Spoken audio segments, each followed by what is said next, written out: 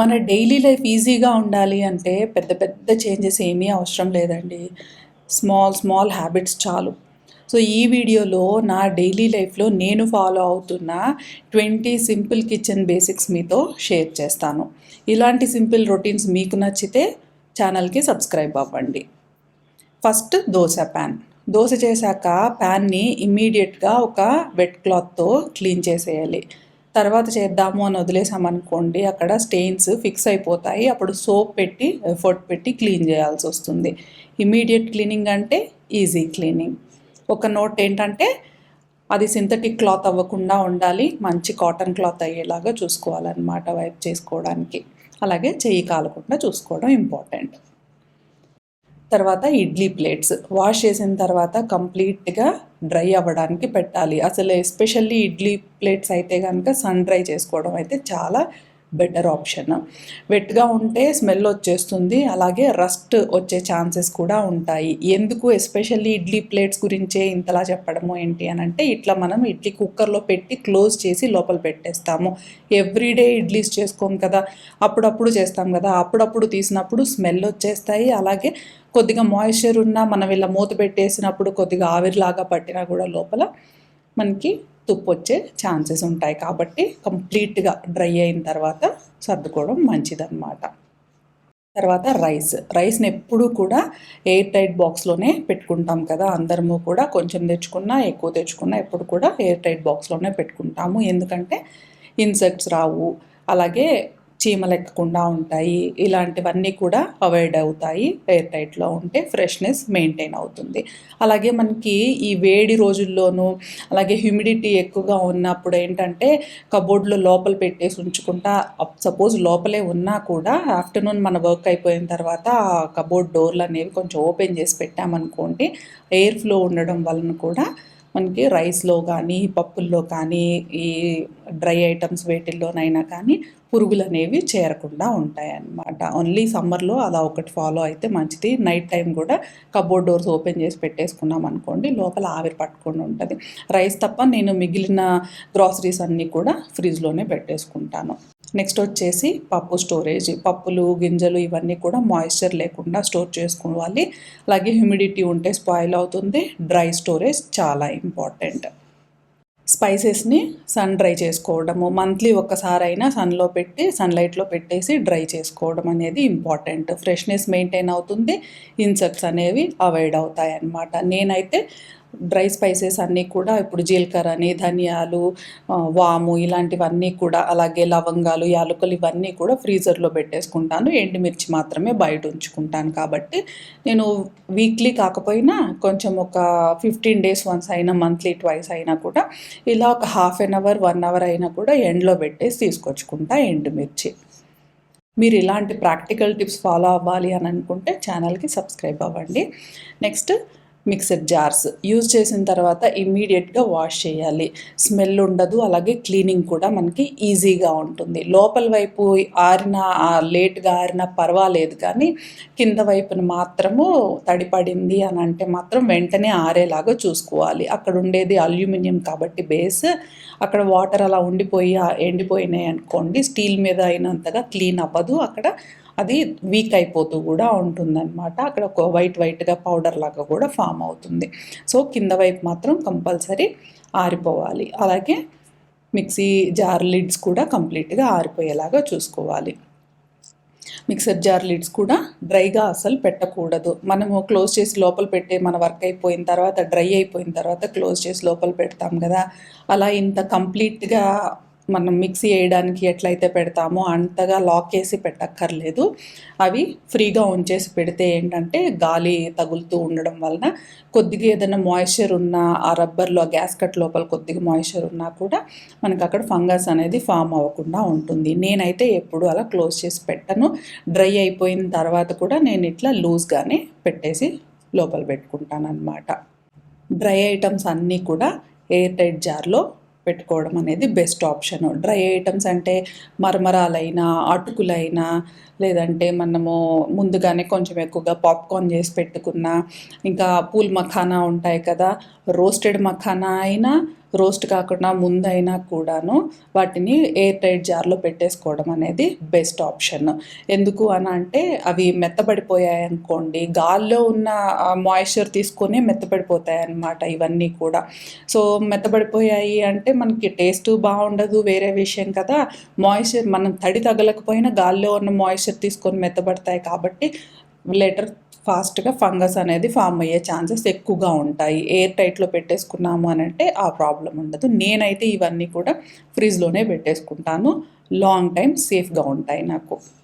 ఇలా మిగిలిపోయినవి ఉన్నాయనుకోండి, కొన్ని కవర్లో అట్లా ఎక్స్ట్రా ఉన్నాయి అని అంటే ఆ రోజుకో నెక్స్ట్ డేకో మనము కుక్ చేసేయాలి, ఫ్రై చేసేయాలి అని అనుకున్న వాటిని నేనైతే ఇలా కవర్ క్లిప్స్ ఉంటాయి కదా ప్లాస్టిక్వి, అవి కొన్ని ఉన్నాయి, అవి యూజ్ చేస్తాను. అవి లేకపోయినా కూడా మనకి ఎక్స్ట్రా రబ్బర్ బ్యాండ్స్ ఉంటాయి కదా మనకి, మనము యూజ్ చేసేవైనా కానీ కొంచెం సాగిపోయినట్టు అట్లా అయిపోయినవి కూడా కొన్ని కండిషన్ బాగానే ఉంది అని అనుకుంటే ఇట్లా కవర్లకు వేసేయడానికి కూడా యూజ్ చేసుకోవచ్చు. ఇది ఇమీడియట్గా మనం వితిన్ 1 or 2 డేస్లో యూజ్ చేస్తాము అని అనుకుంటే కవర్లోనే ఉంచేసి అట్లా లాక్ చేసి పెట్టేసుకుంటే బెటర్ అవుతుంది. అలాగే పికిల్స్లో స్పూన్స్ గురించి అండి, మనము పచ్చళ్ళు డబ్బాలు ఇప్పుడు ఫ్రిడ్జ్లో అన్నా ఉండనివ్వండి, బయట అయినా ఉండనివ్వండి, ఎక్కడ పెట్టినా కూడా వుడ్ స్పూన్ పెట్టము, అది అందరికీ తెలిసిందే. ప్లాస్టిక్ అండ్ స్టీల్ విషయానికి వచ్చేస్తే ఏంటంటే ఆ టైంకి యూజ్ చేసుకోవడానికి అయితే ఓకే, కానీ ప్లాస్టిక్ స్పూన్స్ పచ్చళ్ళలోనే పెట్టేసి ఉంచేయడం అయితే మంచిది కాదు. అయితే ఫుడ్ గ్రేడ్ ప్లాస్టిక్స్ అయితే పెట్టొచ్చు అని అంటారు, కానీ అవసరమే లేదండి. మనకి ఎప్పుడు స్టీల్ స్పూన్స్ అన్నీ మనకి ఎక్స్ట్రాగానే ఇంట్లో అవైలబుల్గా ఉంటాయి కాబట్టి అవే వాడుకుంటేనే మంచిదన్నమాట పచ్చళ్ళలో. అలాగే స్పూన్ కూడా మనము పచ్చడిలో పెట్టేసి ఉంచేసామనుకోండి, స్టీల్ స్పూన్ కూడా నల్లగా ఫామ్ అయిపోతుంది అనమాట, అది మంచిది కాదు. పచ్చడిలో ఎప్పుడు కూడా యూజ్ చేసుకున్న తర్వాత ఆ స్పూన్ని తీసేయాలి, ఎప్పటికప్పుడు ఫ్రెష్గానే స్పూన్ యూజ్ చేసుకోవాలి. మసాలా డబ్బాలని వెట్ హ్యాండ్స్తో టచ్ చేయకండి. నేను ఇంతకుముందు చాలా వీడియోస్లో కూడా ఇది మెన్షన్ చేశాను. మాయిశ్చర్ వల్ల స్పాయిల్ అయిపోతాయి. మనకి డ్రై హ్యాండ్ అయినా కానీ చెయ్యి తుడుచుకొని మనము మసాలాతో ముట్టుకుంటే మంచిదన్నమాట. మసాలాస్ అంటే ఇప్పుడు తాలింపు గింజలు అవ్వనివ్వండి, లేదంటే జీలకర్ర, ఇలాంటివి అన్నీ ఏవైనా కానీ డ్రై స్పైసెస్ ఏవైనా కానీ వెట్ హ్యాండ్స్తో లేదా మాయిశ్చర్ ఉన్నట్టుగా కానీ వాడడం మంచిది కాదు. ఇలాంటి చిన్న చిన్న కంటైనర్స్లో మనం ఇలా లవంగాలని, యాలకులు ఇలాంటివి పెట్టుకున్నామే అనుకోండి, కొన్ని తీయాలి అని అంటే మనకి చెయ్యి వెళ్ళదు. స్పూన్ యూజ్ చేసుకోవడం కన్నా కూడా ఇలాంటి వాటిని చేతిలో తీసుకోవడం అనేది మనకి తేలిగ్గా ఉంటుంది. చేతిలోకి తీసుకున్న తర్వాత కొన్ని వాడిన తర్వాత కొన్ని మళ్ళీ మనం ఆ డబ్బాలో వేసేసేటప్పుడు మన చేతికి ఏమన్నా కొద్దిగా తడి ఉందనుకోండి పాడైపోతాయి. అలాంటప్పుడు ఒక చిన్న పేపర్లోకి కానీ లేదా ఒక చిన్న ప్లేట్లోకి కానీ చిన్న బౌల్లోకి కానీ తీసుకొని కావాల్సినన్ని మనము తీసేసుకున్న తర్వాత రిమైనింగ్వి ఆ బౌల్లో నుండి ఆ డబ్బాలో వేసి పెట్టేసుకోవడం మంచిది. నేనైతే ఇవన్నీ కూడా ఫ్రీజర్లో స్టోర్ చేసేస్తాను కాబట్టి నాకైతే ఇలాంటి టెన్షన్ అయితే ఉండదు. బయట పెట్టుకునేటప్పుడు మాత్రము ఇలా మాయిశ్చర్ తగలకుండా పెట్టుకోవడానికి చూసుకోవాల్సి ఉంటుంది. ఇప్పుడు క్లీనింగ్ హ్యాబిట్స్ చూసుకుందామండి. ఇప్పటి వరకు చెప్పుకున్న 10 కుకింగ్ రిలేటెడ్ హ్యాబిట్స్ మనం చెప్పుకున్నాము. ఇప్పుడు cleaning habits. Gas stove daily wipe చేసుకోవడం గురించి. డైలీ కుకింగ్ అయ్యాక స్టవ్ సర్ఫేసెస్ అయితే వైప్ చేసేసేయండి, గ్రీజ్ కూడా అక్యుములేట్ అవ్వకుండా ఉంటుంది. ఈ క్లీనింగ్ స్ప్రే వచ్చేసి వెనిగర్ వాటర్తో చేసుకున్నది. నేను ఇంతకుముందు వీడియోస్లో చేశాను, ఇప్పుడైనా కానీ చాలామంది చేసుకుంటున్నారు. చాలా యూట్యూబ్ వీడియోస్లో చాలామంది హోమ్ మేకర్స్ ఈ వెనిగర్ స్ప్రే అయితే చాలా కంఫర్టబుల్గా ఉంటుంది అని అందరూ యూజ్ చేస్తున్నారు. నాకు కూడా చాలా గొప్పగా అనిపించింది దీంతో బెనిఫిట్ వచ్చేసి. గ్రీజ్ అనేది అస్సలు మనం ఎఫర్ట్ అనేది పెట్టకుండా చాలా బాగా క్లీన్ అయిపోతుంది. బై ద వే ఈ గ్లెన్ స్టెయిన్లెస్ స్టీల్ స్టవ్ కదా నాది, దీనికి వచ్చేసి బర్నర్స్ వచ్చేసి బ్రాస్వి.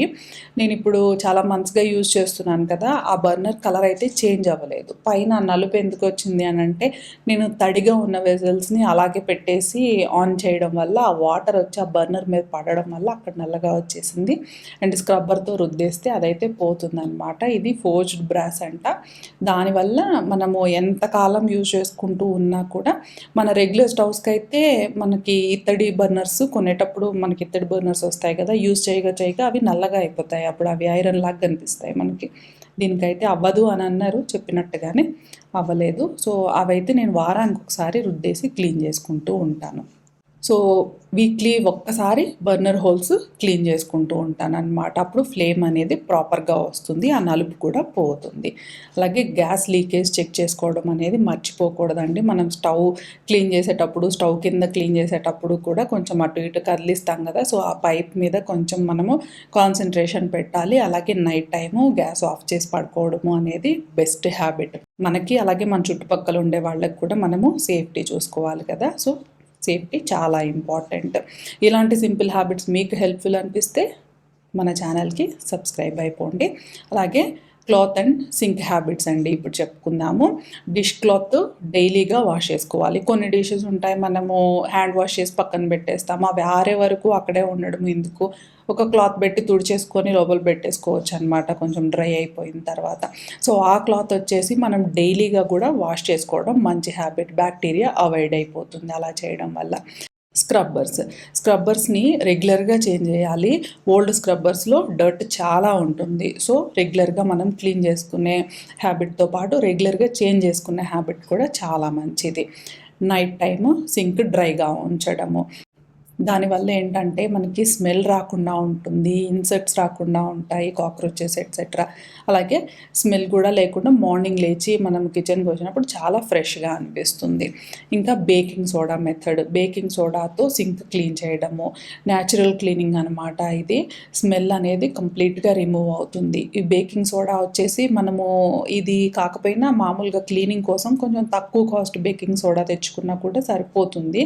ఇట్లా బ్రాండెడ్వి కాస్త కాస్ట్లీవే అవసరం లేదు. ఈ బేకింగ్ సోడా ఏంటంటే మనం కొద్దిగా చేతిలో తీసుకొని ఆ సింక్ ఏరియా మొత్తం, అంటే కొద్దిగా వెట్గా ఉన్న సింక్ మీదనే లేదా డ్రైగా ఉన్న సింక్ మీద అయినా కానీ లోపల అలా చల్లేసి ఉంచేసి, ఈ వెనిగర్ ఉంటుంది కదా, water and vinegar mixed liquid ఉంటుంది, దాన్ని స్ప్రే చేసామనుకోండి, వాటర్ మిక్స్ చేయకపోయినా డైరెక్ట్ వెనిగర్నైనా కానీ మనం స్ప్రే చేసామనుకోండి, లేదు అని అంటే మనము యూజ్ చేసుకున్న లెమన్ పీల్స్ ఉంటాయి కదా, వాటితో రుద్దేసినా కానీ క్లీన్ అయిపోతుంది అనమాట. నేనైతే నాకు ఈ లిక్విడ్ ఉంది కదా, ఇది అవైలబుల్గా ఉంటాయి, ఇది లెమన్ పీల్స్ అవైలబుల్గా ఉంటే లెమన్ పీల్స్ కూడా యూజ్ చేస్తాను. ఆ బేకింగ్ సోడా మీద స్ప్రే చేస్తే కొంచెం అట్లా పైకి పొంగినట్టుగా అవుతుంది, దాన్ని అట్లా ఒక 10-15 నిమిషాలు వదిలేసిన తర్వాత మనం స్క్రబ్ చేసేస్తే సరిపోతుంది. అలాగే వీక్లీ డ్రైన్ క్లీన్ చేసుకోవడము, వీక్లీ ఒక్కసారి డ్రైన్ క్లీన్ చేయండి, క్లాగ్ అవ్వకుండా ఉంటుందన్నమాట. డ్రైన్ క్లీన్ చేయడానికి ఇదే బేకింగ్ సోడా మెథడ్ యూజ్ అవుతుంది మనకి. బేకింగ్ సోడా మనం ఆ డ్రైన్ హోల్ దగ్గర వేసేసి ఉంచేసి బాయిల్డ్ వాటర్, అంటే మరీ ఎక్కువ బాయిల్డ్ కాదు, వేడి నీళ్ళు అనమాట, కొంచెం వేడిగా ఉన్న నీళ్ళని పోసేసామనుకోండి, ఆ పైప్లో ఉన్నంతా కూడా క్లీన్ అయిపోతుంది, స్మెల్ రాకుండా ఉంటుంది మనకి. Next waste management, dustbin cover use చేయటము. డస్ట్బిన్లో కవర్ యూజ్ చేస్తే క్లీనింగ్ మనకి ఈజీగా ఉంటుంది, అలాగే హైజీన్ కూడా మెయింటైన్ అవుతుంది.